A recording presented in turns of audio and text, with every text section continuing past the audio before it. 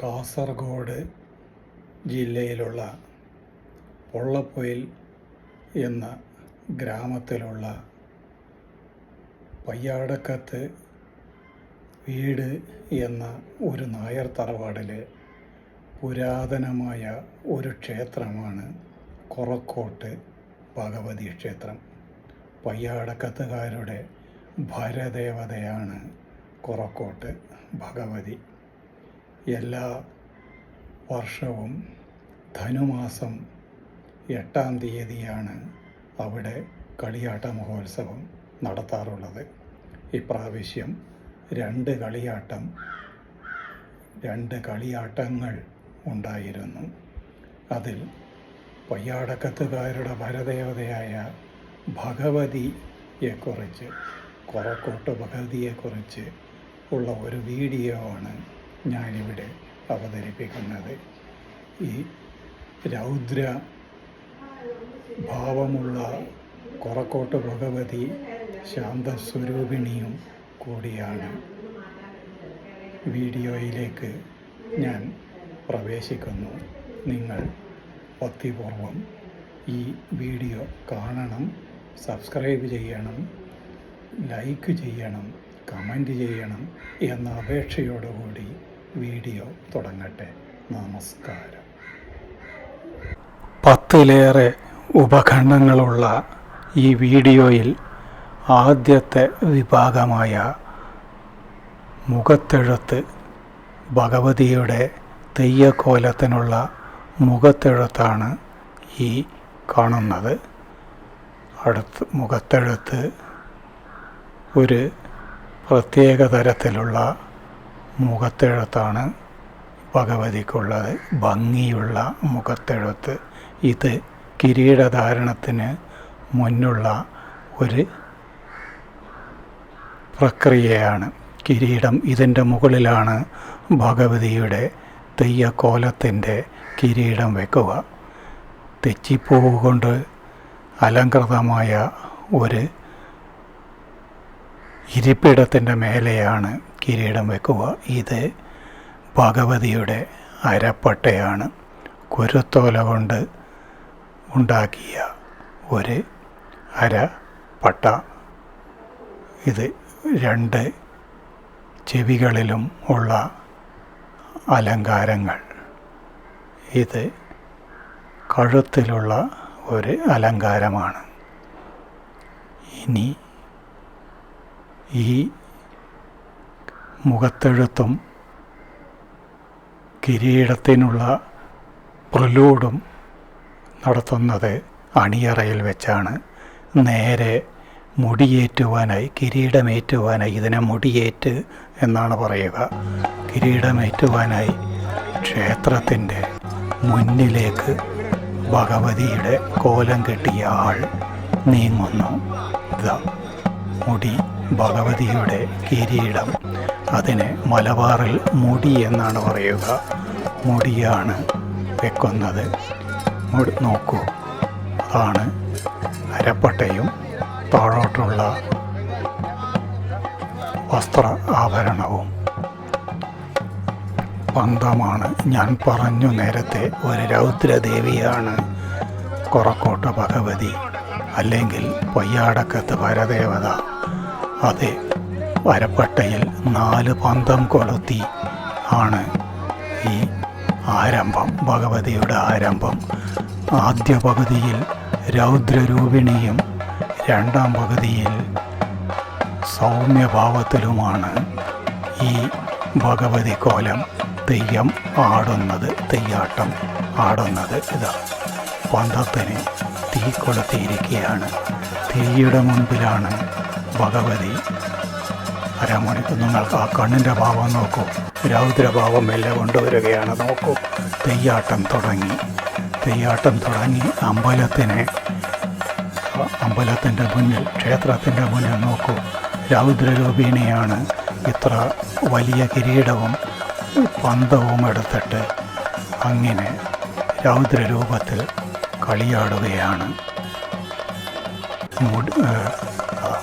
ആയുധം, ഭഗവതിയുടെ ആയുധമാണ് ആ കയ്യിൽ പിടിച്ചിരിക്കുന്നത്. പരിചയം വാളും പരിചയം വാളുമുള്ള ദേവിയാണ്. ഈ ദേവി സോളാപൂരിൽ നിന്ന് വന്ന് കർണാടകത്തിലെ കൊറക്കോട്ട് എന്ന ഒരു സ്ഥലത്ത് നിന്നും ഇങ്ങോട്ട് വന്നു എന്നാണ് വിശ്വാസം. തെയ്യാട്ട് ക്ഷേത്രത്തെ പ്രദക്ഷിണം വെക്കുകയാണ് ഭഗവതി. നോക്കൂ, മുമ്പിൽ അദ്ദേഹം തിരിഞ്ഞു നിന്നുകൊണ്ടാണ് ഭഗവതിയെ എതിരേറ്റ് പ്രദക്ഷിണം ചെയ്യിക്കുന്നത്, അല്ലാതെ റിവേഴ്സിൽ നിന്നുകൊണ്ടല്ല. ഭഗവതിയുടെ അമ്പല പ്രദക്ഷിണം 3 പ്രദക്ഷിണം വയ്ക്കും. അതിൽ ആദ്യത്തെ പ്രദക്ഷിണം തിരിഞ്ഞു നിന്നും ബാക്കി 2 കുട പിടിച്ചിരിക്കുകയാണ്. അവർ കുട പിടിച്ചിരിക്കുന്നത് അതൊക്കെ ആചാരക്കാരാണ്. പഴയ ആചാരമാണ്. കുട പിടിച്ച് ഭഗവതിയെ എഴുന്നള്ളിക്കുന്ന ഒരു ഇതാണ്. 2ാമത്തെയും 3ാമത്തെയും എഴുന്നള്ളിപ്പ് നേരെ തിരിഞ്ഞാണ് നടന്ന് സ്വീകരിക്കുന്നത്. ആ സമയത്ത് വാദ്യക്കാരും തറവാട്ടിലെ മറ്റുള്ള ജനങ്ങളും കൂടെ പോകണം എന്നാണ് കണക്ക്. പ്രദക്ഷിണം കഴിഞ്ഞ് തെയ്യാട്ടം ഒരു 15-20 മിനിറ്റ് കാണും. തെയ്യാട്ടം ഉണ്ടായിരിക്കും. അതാ പ്രദക്ഷിണം കഴിഞ്ഞു. ഇനിയാണ് ആക്ച്വൽ തെയ്യത്തിൻ്റെ ആൾക്കാരെ അനുഗ്രഹിക്കലും തെയ്യാട്ടവും. കാണികളായി 600ഓളം പേരുണ്ടായിരുന്നു അന്നേ ദിവസം അവിടെ.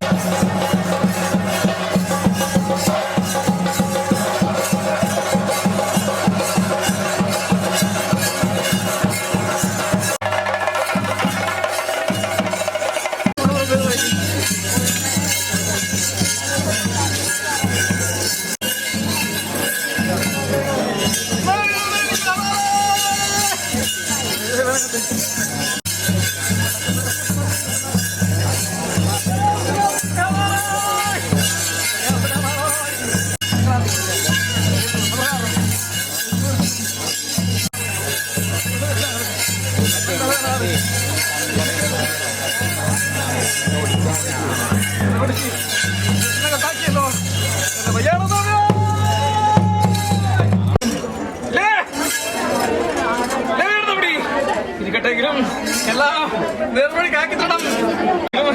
സുഭേദമായിട്ടും തന്റെ വിളിച്ചിരിക്കുന്ന വില്ല് തന്നെയാണ് അല്ലേ? എല്ലാ കഥകളും ചൊല്ലി തരുവാതൊക്കെ ഉണ്ടല്ലോ.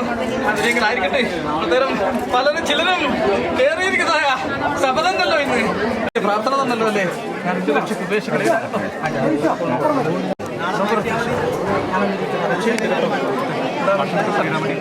ഭംഗിയായ പ്രകാരം വിളവി കൊടുത്തു. വേണ്ടപടി തന്നെ പുറത്തോട്ട് മോദി കാത്തിരക്ഷിക്കാട്ടോ.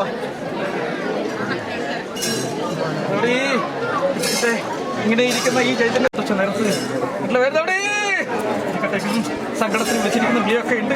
എല്ലാം അമ്മ തന്നെ പുറത്ത് കാത്തിരക്ഷിച്ചെടുക്കണമെന്നിരിക്കുന്ന ഭക്തി വിശ്വാസമാണ് മനസ്സിലാക്കുന്നത്. എല്ലാം ഞാൻ സദ്യാപട്ടഭേദമായിട്ട് ചുറ്റുന്നത് തന്നെ നമ്മളുടെ അയ്യോ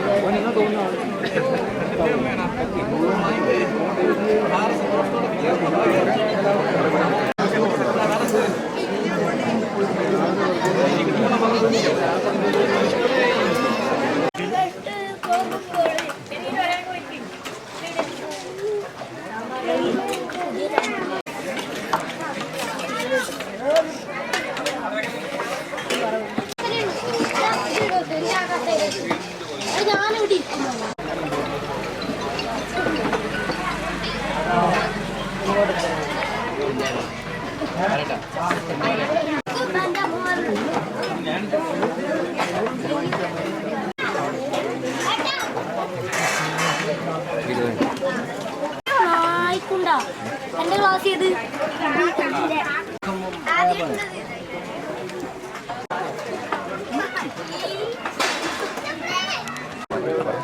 െങ്കിലും അല്ലേ ഞെക്കി പഴിപ്പിച്ചാൽ അതൊരു സ്വാദം ഉണ്ടാവുമല്ലോ അല്ലേ?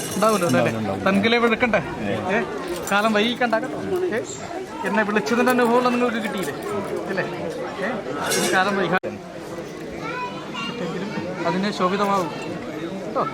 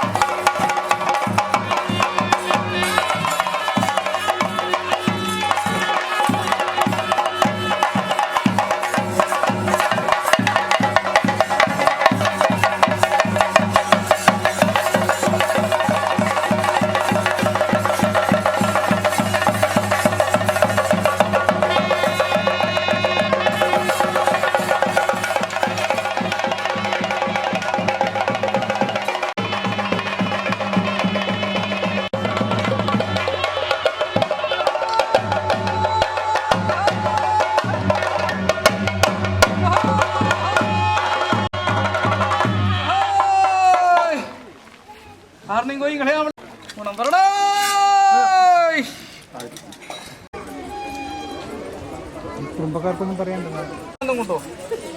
ഇതൊക്കെ നമുക്കൊന്നേ പറയല്ലോ, എല്ലാവരും യോജിച്ചുകൊണ്ട് കാണുന്നത് അത് നമുക്കറിയാം. എന്താ പറയുക, ഇതിൻ്റെ ഉള്ളിലുള്ളത് അങ്ങനത്തെ ശക്തിയാണ്. ആണോ? എന്തിനാണ് അല്ലേ? മുറ തെറ്റാതെ ചെയ്തു ആവുന്ന വിധം നിങ്ങൾ ചെയ്തു പോരുന്നുണ്ട്. എങ്കിലും എന്നാലും ഇതിനകത്ത് കാലത്ത് ഒന്നും ചെയ്യാതെ എന്റെ പാദസേവ ചെയ്യാനായിട്ട് അല്ലേ എന്റെ നീലമനെല്ലാം തന്ത്രി